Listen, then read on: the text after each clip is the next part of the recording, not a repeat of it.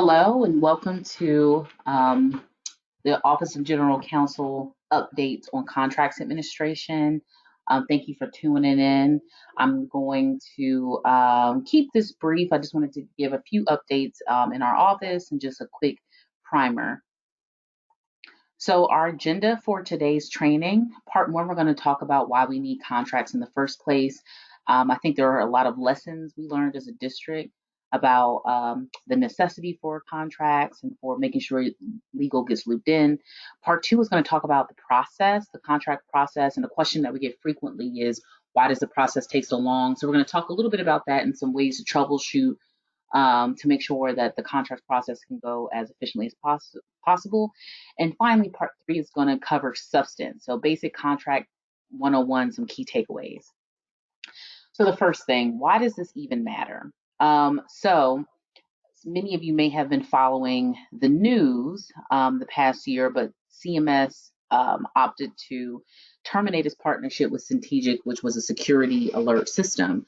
And why this, the reason why this came about, uh, boils down to warranties contained in contract language. So the reason why contracts matter, and particularly why using our form matters, is for this key lesson right here. So essentially, what happened was there was a CMS employee that signed a scope of work document, and on its face, it looked like a typical type of scope of work document you might sign to outline the steps of a project, but the issue was it contained a lot of hidden terms. And so these hidden terms conflicted with our terms. And so now we're in court battling it out about which contract governs. So I think that's a key lesson in why this is so important and making sure that we're using CMS's form. Another reason why this is important, and maybe many of you had this experience, but because of COVID-19, the district had to cancel many of its field trips. And some of you were probably in the position where you had to communicate with vendors about getting your money back. And if your school or was a school that used CMS's contract form, you were likely more successful in recouping those funds than if we use the vendor's forms. And so this is a news story about a vendor that we had to do some extensive negotiations with to try to recoup some of the funds. So these are just an example of why the contracts process matters. So why do we need contracts in the first place? So number one, is required under our board policy. You have to use a contract or a purchase order to purchase goods and their services. It also gives us legal protection. So again, it helps to memorialize the understandings of the parties. It holds us accountable. We are a government body. All of our documents are subject to public records. So at any point, anyone could go off the street and say, hey, give me this contract. And we just want to make sure we're being good stewards of public money. And so contracts kind of help to outline the financial obligations of the party. And again, it holds us accountable. And then lastly, from a liability piece, so you'll notice that when you submit a contract, it has a certificate of insurance. This evidence of insurance is helpful because, again, if we were ever in the position that we were sued because of something a vendor did, we can look back to them for that insurance. So these are all the just broad overview of why contracts are important. So a summary of the contract process. So when you begin thinking that you might want a service or a good, go ahead and engage your staff as soon as possible. And so you can use your staff to engage the service provider at your direction. I would say know the service, right? Know what the responsibilities of the parties are going to be. Set expectations on collecting the supporting documentation, and again, appreciate the time needed to process a contract. And we'll talk a little bit about what we mean by process. So a question we get frequently is, why does the process take so long? So many reasons can happen, but the big one can be that someone requested it less than 30 days before services are about to start.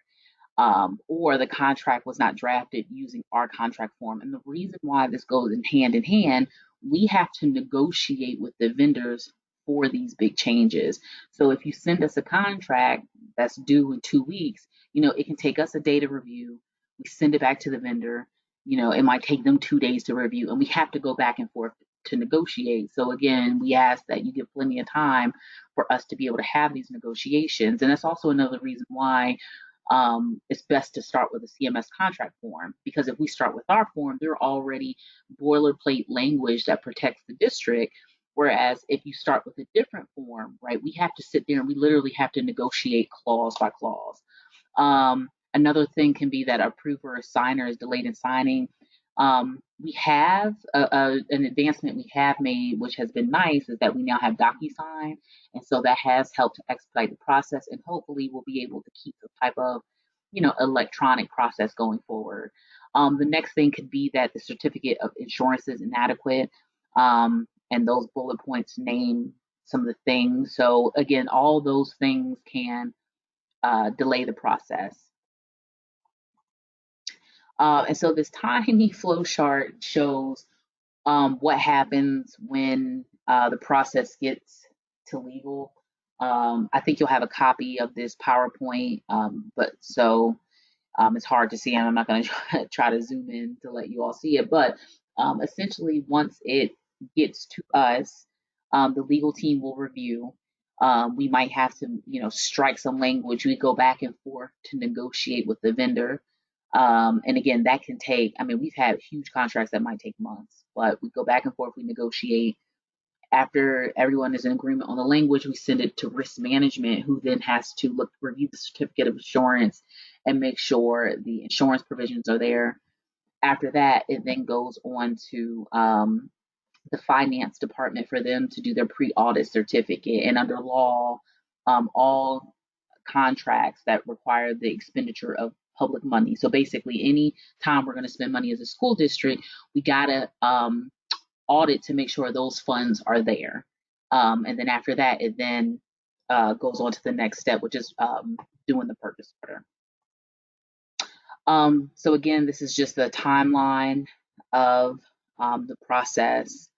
Again, this used to take longer before COVID because we actually had an actual courier who would get in their car and drive to the central office, to different places. Again, now we're working electronically, so that has cut down on time. But in the event we have to go back to that, it's important to, again, leave enough time to get these contracts through. And so another big thing is who needs to sign, who is allowed to sign. And these tables lay out who has signing authority. And again, you should also have a copy of this PowerPoint, but this is just a good reference to let you know who is authorized to sign. As a note, this might be changing shortly, but until then, this is a good just go by. So basically, if it's for a good, right? So a good is anything that's in the law, that's anything that's movable or tangible. So a pencil, a desk. You just need the fund owner and budget directors, the required approvals, and then the final signature is the purchasing director. And we also get a question frequently: is a purchase order a contract? Yes, a purchase order is and can be a contract. Well, then, Deja, why do we have a service contract? So it's important to have a overall master contract, because again, that lays out the obligations of the party. And then what the purchase order does is it serves almost as an accounting auditing function. So it's always best practice to have a master contract if you can, but if you don't, again, a purchase order is a contract. On the back of the purchase order, actually, it will have all of our standard terms and conditions. So again, I'm not going to go through all of this, but this lets you all know who is required to sign for construction and repair contracts. And we have a legend in the back for you to see. So part 3, basic contract 101. And so the biggest takeaway that if you get nothing from today is starting with CMS's contract. Again, having competing contracts presents legal issues and it slows the process. And sometimes what will happen is a vendor will say, hey, go ahead and sign this to get things rolling. And then what will happen is it will contain this really bad language that we have to, again, negotiate, or worst case scenario, we end up in court over it. Um, Another thing is that we need to have a contract in place before we start the service. And the reason why this matters is, let's just say a vendor started service before we got the contract and something happened and we had to sue. The vendor could say, oh, we always had a contract. We had a contract based on the party's conduct, right? Not based on this written paper that we both signed. So it's really, really important that we have a contract that's fully executed before service starts. Oh, and the reason why you see this is, in the law we call it battle of the forms, and that's basically where you have two competing pieces of paper. And you got to figure out, well, which terms govern. And many of you, again, probably encountered this when you were trying to get refunds due to cancellations. You probably had maybe the vendor's contract and our contract, and it was a question of, well, what terms do we go by? And this is why this is so important for us to start with our terms. Another thing that's come up is hidden terms.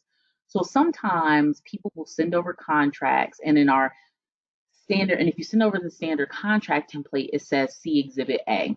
And then with Exhibit A, you might attach a quote. And sometimes at the bottom of these quotes, you can have these hidden terms. So I've given an actual example of a contract we're currently negotiating where the vendor will say, okay, here is our price terms. And then somewhere in there, they have these terms that basically say, these are what govern. So that's why we say, don't sign anything to get the ball rolling. Like, you will be surprised where you can find hidden terms. You can find them in proposals, you can find them in quotes, but the important thing is, again, do not sign anything to get the process started or to speed it up. Again, what I mentioned before, starting a service before the contract is fully executed and the purchase order released. So our key takeaways: read before you sign. If you ever have any questions, please, send them over to the legal department. We are happy to review it. And actually, a way to expedite the process is, when you are drafting the contract, when you're talking to the vendor and you're like, okay, we're about to enter into this, send it over to us for our review. Because what you would hate to happen is for you and the vendor to think, okay, we're all good, we all agree to this, they go ahead and sign, and then when it gets to us, we say, oh no, they put this clause in here that we, under the law, we can't agree to. We got to strike it and send it back, right? And so the negotiations have to start over. So I would say, one of the first steps, send it over to us to review, and we can give you feedback. The next thing, again, that I pointed out, check for hidden terms. And again, the reason why this matters is, if you have a quote or a proposal and it has hidden terms, a lot of those hidden terms say this is going to be the piece of paper that governs our transaction, or this is the contract. But then our standard language also says this is the paper that governs the contract. So then we have this battle of the form that says, well, which form governs? So again, look for hidden terms. And then finally, please leave enough time for negotiation. Again, if you send it to us 2 weeks, before you need to have the service for this good, that's not enough time, because again, we have to go back and forth and we have to negotiate, and negotiations can take, a pretty long time. The only other new update that we have is, approval is now required for all contracts of 90,000 or more. The old policy used to be, it was 100,000 or more for services and contracts. Now this also includes goods. So that is a new update. And then finally, if you have any questions, here is my email address, and you also know Sean's email address. Again, we are here to support you, and here to help. You should also be getting a copy of this PowerPoint presentation. So I hope that this is helpful. Thanks, and have a great evening.